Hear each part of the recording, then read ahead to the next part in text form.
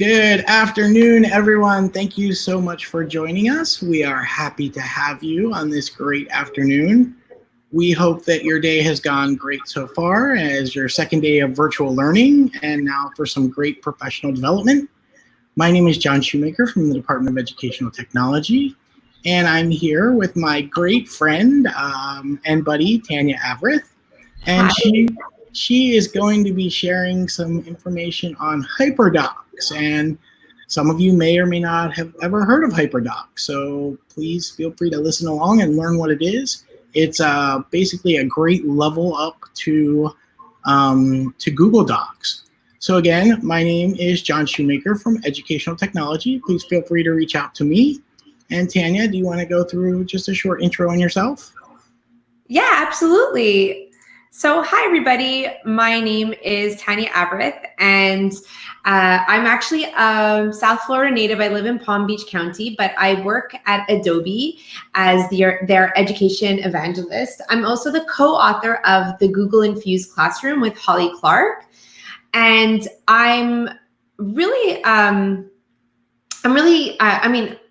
I'm excited to be able to share this with you because I think it will be very helpful as you're planning your lessons to help with the workflow of technology and how you can design better instruction using this sort of structure. So it'll make a lot more sense when I walk you through it.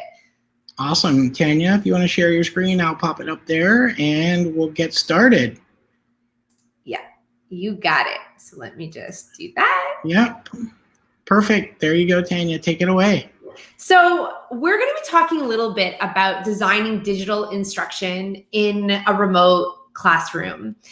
And I'm going to be walking you through today how you can think about understanding by design and backwards planning with how you're, thinking about the different elements in your classroom through digital lesson design. We're going to be looking at two different types of digital lesson design. One is multimedia text sets, and the other is Hyperdocs.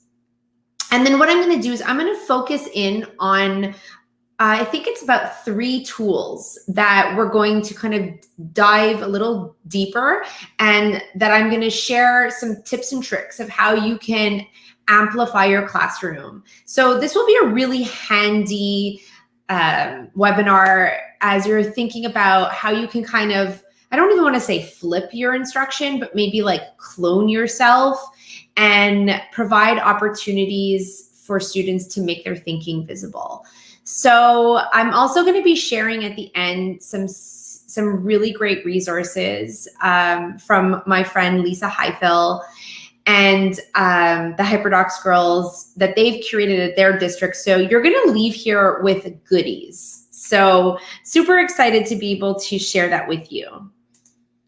So those of you who are watching right now, I would love for you, and John, if you see the comments coming in, just because my screen is very wide right now, if you can kind of shout them out. But if you're Will do. Okay, great. So if you're looking at this right now, I would love for you to share with me what are some strategies and practical applications that we can use to help support student voice and help students make their thinking visible in a remote classroom. So what are some of the things that maybe you are already doing or that you feel you can do, and maybe share some of your go-to applications, tools that you're using to help you do that. So I'd love to sort of have you share that out as you are watching right now and help, maybe even inspire others who might be watching at the same time in the chat. So as you're doing that, I'm going to continue and we'll kind of come back to this in a little bit.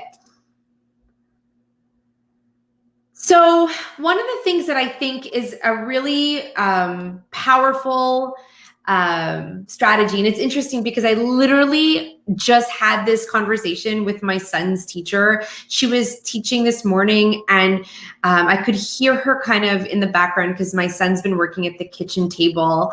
And I heard her saying, oh, okay. And then she was trying to manage the class because she had a doc and she's not using Google Classroom. She's actually using something else. And she said, okay. And she was like in a panic. And as I overheard this, I thought, oh, she just wants to be able to have the kids work on the same doc, but she didn't know how to get them to do that. So what you can do is either you can make a copy, or, and I'm going to just show you really quickly what that looks like. You can force a copy. So I'm going to go into Docs, and this is super practical, but important to know. Okay. So here's just like a very basic, Google Doc, and to get there, I went docs.new. But if you are working on a document and you want to be able to have your students automatically open the link, but force them into a copy, and this is like a foundational thing, but super helpful. It's a little hack. So if you see what I'm doing over here where it said edit, on the top of the URL, I went in and I just took out edit and put in copy. And so when I do that, it automatically forces a copy, so that link, when you share it, when you send it, when you link it to anything, whatever you're working on, whatever you want the kids to work on, they automatically force a copy. So that's really helpful to understand and know. And the other thing that's super helpful, and these are some tricks, is when you're going to be using docs, because I'm going to be showing you how to use Hyperdocs, but I'm also going to be sharing with you where you can find pre-created Hyperdocs. And I'm going to explain what a Hyperdoc is in a moment.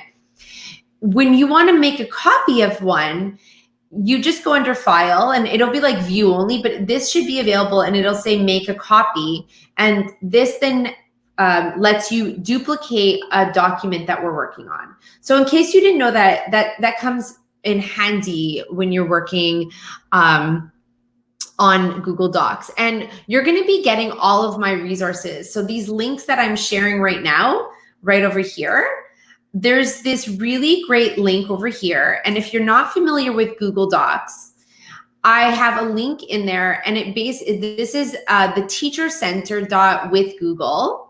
And it's a training website for Google for Education. And I've linked to getting started on the site. So it has all these links to help you get going. So if you're not sure where you're even starting, if that's where you are, that's cool. You can go there, and you're going to have this resource and be able to access it. So that's just kind of a foundational kind of 101, just kind of getting started. But John also mentioned that you will be having some follow-up webinars over the next week that will also be covering some basics on Google Drive and Google Docs. So I don't want you to worry, because you will have even more support this week. So you might watch this and then go back for extra help with that. But this webinar today is really going to focus around the pedagogy. And for those of you who are kind of in a panic mode right now, which I would imagine you are, you're such insane rock stars, because you're basically being asked to do things that like John and myself and the tech team have been probably doing for over 10 years. And so the expectation, I would imagine, must be really stressful. And I just want you to know, like, you are doing an amazing job. And I really commend you, because this is not easy stuff. But I'm going to try to give you some resources and ideas today that may hopefully make it easier for you as you are planning, and will provide you with some support, hopefully, that you could use. So when you're thinking about technology integration, just in general, not just in a remote classroom, but just in general, the three things that you really want to see when technology is being used effectively in your class is that, one, it helps your students make their thinking visible. So especially now more than ever, you're not in front of your class. You can't ask them necessarily in a way that makes sense to raise their hands, to see if they understood something, or, just checking their work. The written work might be a lot more difficult. So you're going to have to figure out ways that you can see what's going on in their minds and get insight into their thinking and now more than ever in ways that you definitely have to think outside of the box, because the traditional way of just kind of walking around or having them turn things in is no longer there. And so you want to think about how they can make their thinking visible, how they can talk through their understanding, how they can articulate what they're learning and share their knowledge and transfer their knowledge in a meaningful way. So that's one of the ways that very often technology can really amplify that kind of learning. The other, when technology is being used effectively, is it allows students to have a voice.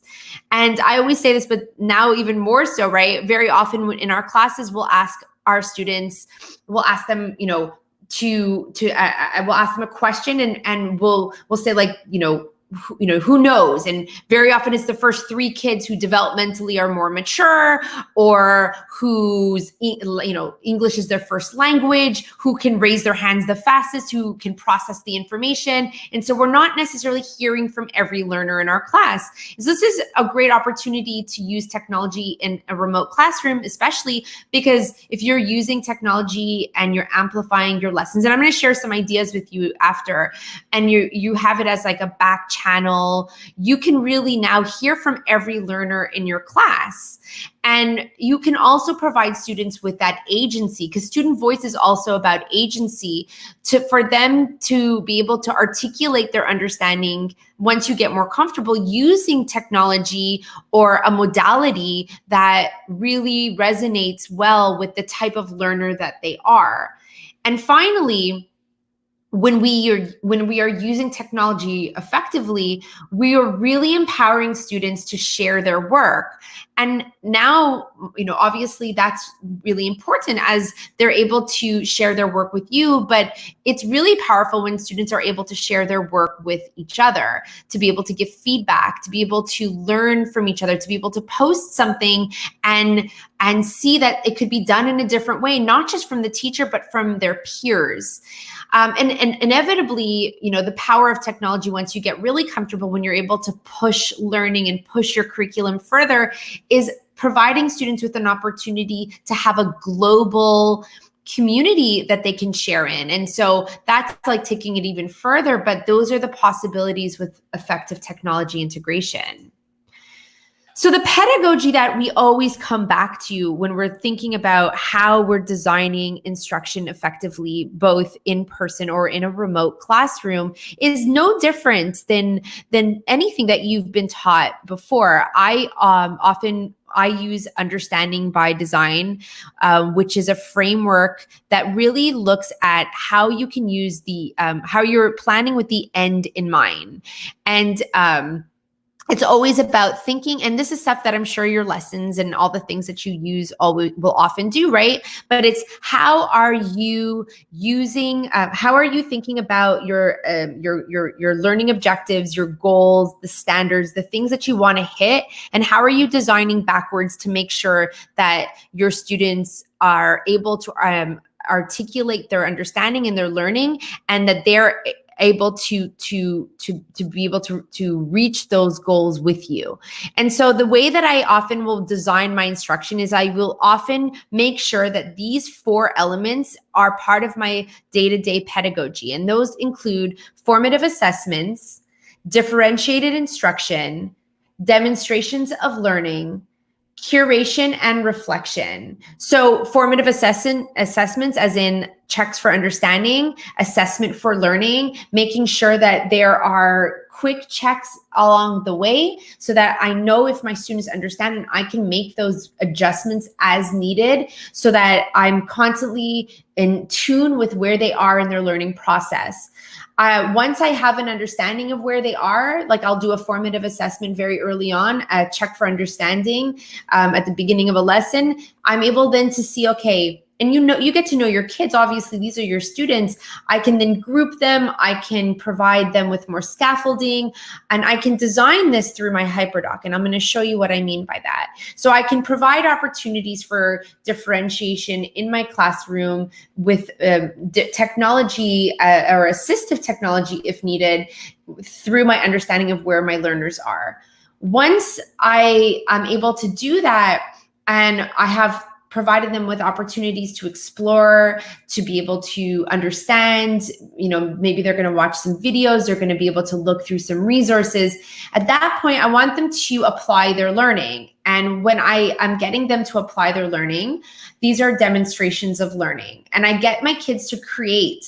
This is where they're showing what they know. So this is a great opportunity to move away from traditional, multiple choice type of assessments and provide them with opportunities to create content or create something that is meaningful for them to show what they know.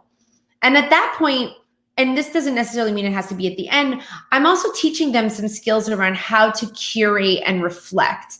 As learners, it's really important that they're able to explain where they are in their learning journey and to be able to pull out pieces of their learning and curate those pieces so that they can defend their learning, right? They're demonstrating their learning, and you want them to be able to pull those pieces and to be able to say, like, this is where I'm learning, this is what I'm doing. And very often that's like the fifth step, which is like, I'll get them to create a portfolio of their learning. But in this case, I also want them to learn how to be reflective as practitioners of their own learning. And so I will sprinkle reflective pieces, time for reflection throughout my lessons so that they have opportunities to also indicate to me, as a formative assessment as well, where they are, but also so that they understand where they are in their learning journey. So this is a lot of the pedagogy that we use. So John, just before I continue, are there any questions so far? No, everything's going fine. We're just sharing some of the things they talked about. Okay. That you asked with your questions. People are using things like Flipgrid, Google Meet, Google Classroom, Pear Deck, our Smart Learning Suite online that comes with our Smart Panels, creating collaborative tasks using Google Docs. So yeah, those were some of the feedback that you got earlier. Oh, we have like rock stars on this. For sure. Oh my gosh, I'm so happy. And I think this will help. I'm excited because this will help tie all those pieces together, which I think will be great for them. Okay, great. Wonderful. Awesome. So we're going to look in this, for this particular webinar, I'm going to be focusing on some simple tools. We're going to be looking at Google Slides, Screencastify, and of course, Google Docs. Next week, I'll be looking at demonstrations of learning in a more condensed way, where I'll be talking about Adobe Spark. But for this week, these are the tools that I'll be looking at. But before we get to the tool part, I want to walk you through the difference between a multimedia text set and a Hyperdoc. So a multimedia text set basically is a curated collection of digital content around a topic. So there's a difference between a Hyperdoc and a multimedia text set. And it's really important that you understand the difference, because I think very often sometimes people think that a Hyperdoc is just a bunch of links on a document, but it's really not. And so I'm going to explain the difference. That's more of a multimedia text set. A multimedia text set is great for building background knowledge and allowing students to explore before a lecture, for instance. So providing them with links that you're curated, that are thoughtfully prepared, so that they have some content knowledge before coming to your class, or before you have them move on to an assignment, you provide them with a multimedia text set so that they have opportunities to dig deeper and learn about the topic that you're looking at. This inquiry method of instruction is also amazing for remote learning, because it provides them with some context before coming to the class. As you can see, it's not a traditional space where you can lecture for a full hour. And if you're doing that, I promise you, without trying to sound rude in any way, that is not effective. having a lecture for an hour to a student, picture yourself. What I'm doing is not even effective, right? Ideally, this is not ideal. And in a workshop situation, I would be breaking up my conversations and I'd be chunking my lessons. And so that's what a Hyperdoc will help you do, is kind of facilitate that chunking. But a multimedia text set is really what you would use at the very beginning, or like as part of the lesson, but where it would allow them to go off and have time to explore. So I want you to think of it as packaging all of your content in one location, rather than sending out multiple links one at a time through Google Classroom, which can get like super messy and super confusing. And think about like even younger learners. I know my son's in 3rd grade, like having everything scattered is really hard, because they don't have the kids, even as high school kids, they don't have the digital fluency and literacy to understand how to use all these tools together yet. It's not, they're going to get better at it obviously in this situation, but for the kids right now, as they're learning how to use these tools, it's really helpful for you to create opportunities where things are a little more packaged, so that they have everything in one place. And what's really awesome about a multimedia text set, and I'm going to show you an example of that in a moment, is that you can also build in a collaborative discussion right on the doc by adding a link to a shared slide deck as an example, or maybe Flipgrid, or if you use Padlet, you can embed that inside and have students then share questions, wonders, and new learning. So I'll show you what an example of that would look like. Wait, let me go back. It was actually right over here. So this over here, if you see this is an example of a multimedia text set. And this is, and by the way, I'm sharing a lot of resources with you. So you're going to actually have a link to Lisa Highfill, Kelly Hilton, and Sarah Landis's resources. And you're going to be leaving with a ton of ideas and actual Hyperdocs that you could use. So I want you to feel rest assured that you don't necessarily have to go in and build all these out from scratch. You'll probably be able to customize them yourself if you know how to force a copy of one. But this is an example of a multimedia text set. And in the middle, you can see where they have all these different pieces. So where does the term robot come from? Can a computer pass for a human? Can machine? So this is like an inquiry one where you're looking at different questions. And then and it has to do with the Wild Robot book. It's so awesome. So they're learning about the book and they're reading about the book, and then they can go in and there's a Padlet or a Flipgrid, or as I mentioned, you can also do a collaborative slide deck, which I'm going to show you in a moment. And they can go in and respond in there. Super handy, right? As they're learning, to be able to explore and then have a place to move their learning to. Let's move forward a little bit. Okay. So this right over here, well, I think I might have just the wrong link, but I will make sure. Oh, no, it's right over here. Here we go. So this is the example that I have shared on this slide deck. And I'm going to have this available to you. Once you have it, you'll just click on that link. And it has all these different text sets that you can use as a starting point. If these are ones that you find interesting. And as I mentioned, if they aren't, you can always force a copy and create one yourself. So I'm like going to be Santa today, and I'll leave you with some goodies as you as you go along. Okay. So the next part that we're going to look at are Hyperdocs. And so a Hyperdoc is different than a multimedia text set. And I'll explain the difference. So first of all, a Hyperdoc is very transformative. It really has to do with instructional design. It has to do with the way that you are breaking down the experience of your classroom and providing students with opportunities along the way to help them make their thinking visible, and the way you're kind of packaging all the resources together so that you're really thinking about the experience of the student and how they're going to have opportunities to share their learning. So it's interactive. It's a lot more personalized. The nice thing about a Hyperdoc is you are customizing it to the needs of your learners.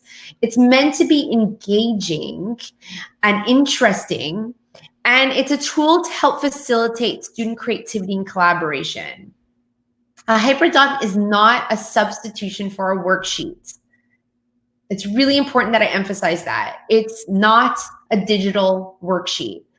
A worksheet does not necessarily on its own provide you any rich insight in terms of where learners are in their learning process, unless you're looking at them immediately and providing feedback, right? This is much more interactive in the sense that because you're using technology, you're able to gain better insight of your learners by the tools that you're infusing. And I'll explain in a second when you see, I'm going to break down the anatomy of one so you'll get an understanding of the difference. It's not meant to be standardized. It's not a one size fits all. Very often you might have strands within there where you can customize for the learners in your classroom the opportunities to have more flexible groupings. And it's not just another way to disseminate information to be consumed.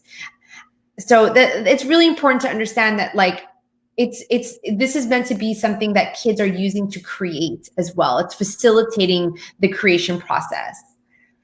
So when we think about why Hyperdocs, few things to consider. One, okay, it helps you build out a unit or a lesson in advance. So it really helps structure your instruction so that you really have a sense of where you're going. So when you're thinking about backwards planning, everything is super organized and structured in that way.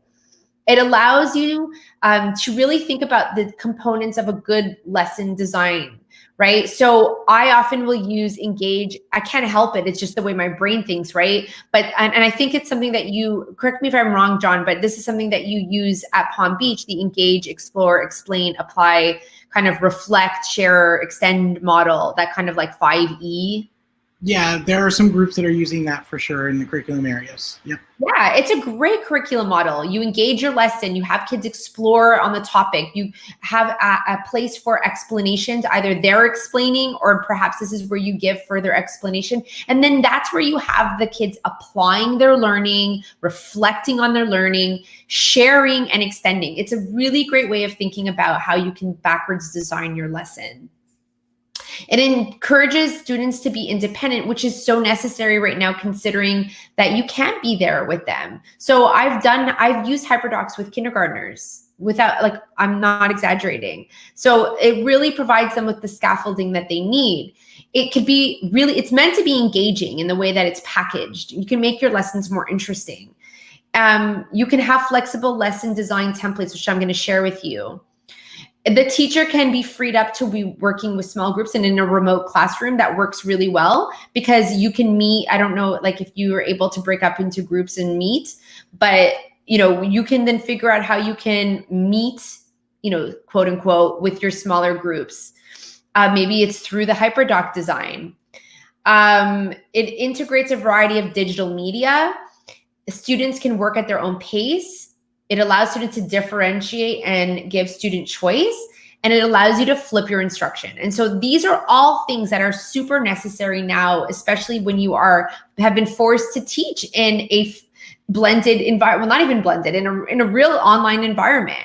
So if you're wondering how to get started from a very foundational standpoint, my good friend and also South Florida native, Kristen Magaletti, she actually created this to help teachers like you, and she's created a Hyperdoc that you can go through on your own to learn about how to create a Hyperdoc. So this is on there. I'm not going to go through it right now, but she actually even shows you how to create a hyperlink. Like if you are just starting, this is going to be your you're going to love this because everything you need is right inside here, and it's right over here at the bottom of this slide. So like I said, I'm showing you stuff, but I'm also going to leave you with resources to help you get started. So ultimately, it lets you focus on personalizing the experience for your learners.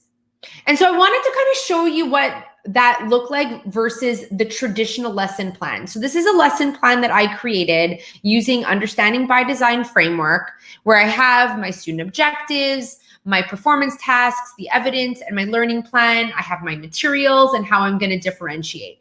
So this is the back end. And this is what the Hyperdoc then looks like on the front end. And what I'm going to do with you right now is I'm actually going to walk you through the anatomy of this Hyperdoc. And keep in mind, you might not necessarily be using all the same tools, but I just wanted you to break down to understand how I facilitate this in my class. So this is a lesson I do with my students, and it's called What Do You Desire? And this is a high school class I was teaching last year, and I had the kids creating manifestos.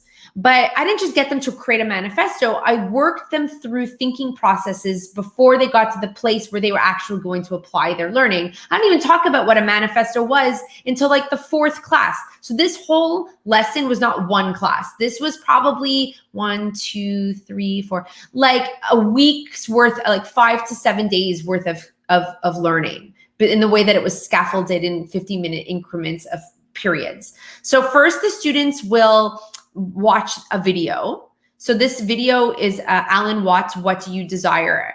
And then I don't say anything before we even talk about the video. The students, I was able to find the text of the video and pull it into a Google Doc. And remember how I showed you I forced copy?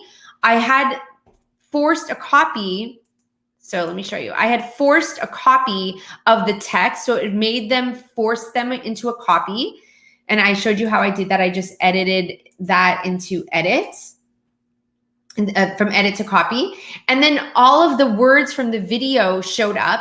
And I did a closed reading activity with the students by having them highlight the parts that stood out or meant something to them. And then I had them then take those lines and pull them into a Padlet. So if you don't have Padlet, that's okay. Instead of a Padlet, you could have the students use a slide deck where you collaborate on the back end. And I'll show you that in a minute.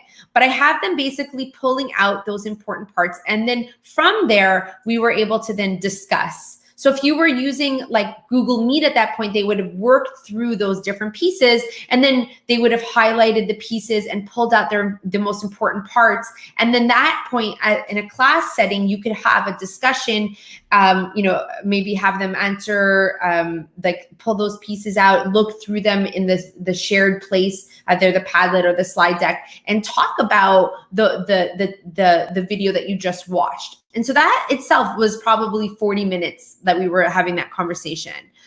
From there, I then had them explore further the topic, and I had them explore a series of videos and a text set from Common Lit, which is a free source where you can go in and get Lexide level reading, high quality articles in one place. So, and you can, if you have News ELA, you can use that as well, or News Live, I forget how it's called. But I basically had them pull different media to look at around the topic. And I also showed the students how they could, because I had English language learners in my class. So this is where differentiation comes in. I teach the kids, if I'm going to use videos from YouTube, which is really helpful because I can have the closed captioning pulled up.